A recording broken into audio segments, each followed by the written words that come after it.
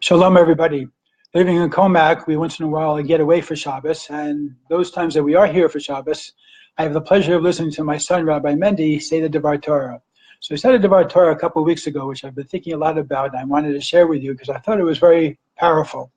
When we talk about Moshe by the burning bush, of course, one of the events that happened then was he was told to take off his shoes. So the usual explanation of that is that it was a Mokum Kodesh, it was a holy place, and you should take off your shoes.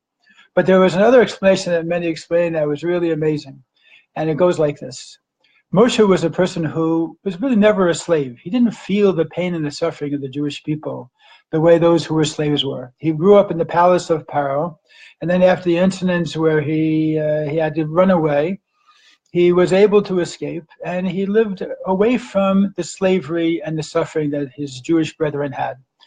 As a result, when he came to the mountain in order to be able to be assigned by God at the burning bush, to be the one to take the Jewish people out of Egypt and out of slavery, the first requirement was, number one, he should see the suffering that they were going through. And that was what the idea of the burning bush, that there was a bush that was still alive, still able to function, but it was burning. It was in tremendous pain. It was hot. It was terrible. And in order to be able to put himself into the shoes of the people who were suffering, he had to take off his shoes. In other words, he couldn't be sympathetic or empathetic as long as he was still wearing his shoes. Because as long as you're in your own shoes, you're really not looking at the situation the way another person who's going through what they're going through is looking at the situation. So what does it mean taking off our own shoes? It means really trying our best to say, how would I feel if I was in their shoes? What would I be going through? What kind of emotions would I be feeling? What kind of thoughts would be going through my head? What kind of help would I need?